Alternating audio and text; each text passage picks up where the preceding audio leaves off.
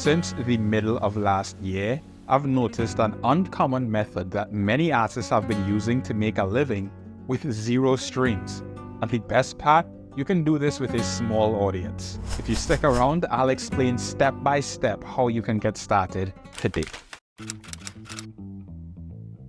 The internet, and by extension social media, has made it very easy for a single person to perform jobs that just 15 years ago would require an entire team.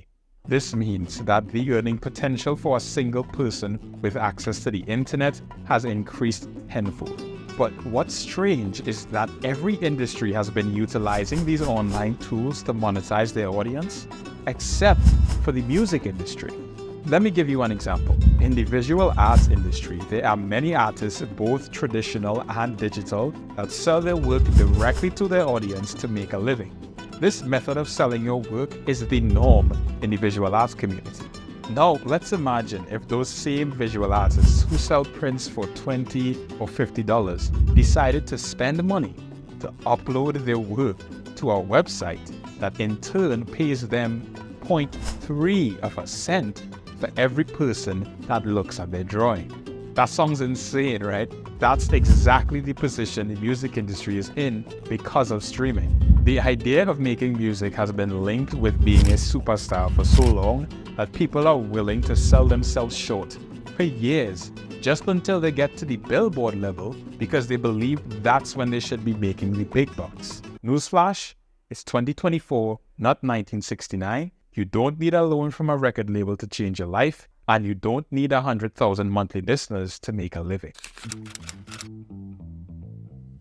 Direct to consumer has always been the best monetization model for creatives who don't want to split the pie with anyone that didn't contribute directly to the art itself.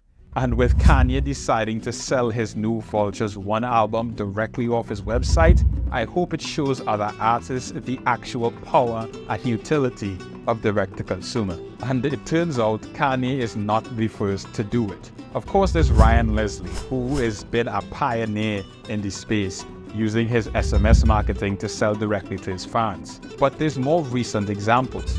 Hit Boy and his father, Big Hit, released an album last year that was only available on their website. They even went as far as to include a magazine that you can purchase, a physical magazine that also comes with 3 extra songs. Adele, back in 2015, delayed her album 25 from going onto streaming platforms so she could maximize profit and have her music be worth more than $3.99. The YouTube producer turned full-time rapper Curtis King released 2 albums using this direct-to-consumer model and made over $3,500 in the first week with just one of his projects, and it only sold 125 units. That's right, over $3,000 with just 125 customers. Another popular YouTuber, Mary Spender, has uploaded her most recent album directly to her website, and it's not available on streaming. And of course, there's the famous example of Nipsey Hussle selling his 2013 mixtape Crenshaw for $100 each, of which he sold 1,000 copies, making an insane $100,000 from just 1,000 fans alone. Meanwhile, Spotify will only pay you 0.3 of a cent after you get your first 1,000 streams. Do you see the problem? I bet those 2,000 views on your music video doesn't look so bad now, does it? As you can see, the idea of direct-to-consumer has become more and more popular as artists realize it's the best way forward for them to make the most amount of profit for the art that they spend so much time creating. To me, if you're spending time working on a piece of art, whether it's a song or a painting, you should be able to set the price, no one else. With all that said, how can you and I do this for ourselves? Well, I'll give you the plan that I've devised for myself based on ideas from successful creators like Dan Cole and working closely with Curtis King as his editor. Step 1. Create music as often as possible to the highest quality that's within your ability. It's important to strive for mastery of your craft because your songs are the product that you'll be selling to your customers, and creating often will give you a catalog to pull from when deciding what to sell. Step 2. Pick one platform and build an audience on that platform by creating content around the product that you're selling. In this case, it's music. Make sure to pick only one, and once uploading to that becomes so easy it starts to get a bit boring, that's when you know you can expand to another platform without it messing up your uploading schedule. Step 3.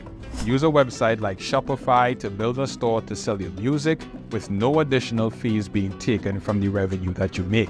Step 4. Funnel your audience into your store via content, all the while collecting the email addresses of your customers. If they bought once, they'll probably buy again. These are your loyal fans. From my research, this is the basic plan that every content creator in every industry is utilizing to monetize their audience. If you're still not convinced, I'll take my own advice and embark on my own direct-to-consumer journey, which I'll document here on this channel. This is not a get-rich-quick scheme. It will take time to build our audience, but the barrier for entry is so low that anyone can get started in no time. You're building a career, not gambling at a roulette machine. It will take work and thoughtfulness to learn how to market and sell, but once you have it, you can never lose it. With the small amount of money that you make per stream, coupled with the possibility of getting your music removed for alleged artificial streams, going directly to your audience and promoting your own website is quickly becoming the more mainstream option. Even Meek Mill is jumping on. I hope this video helped you as much as it helped me. If you want to check out my sample pack, Blue Dash Jr., the link is in the description. Thank you for watching. Enjoy the rest of your day.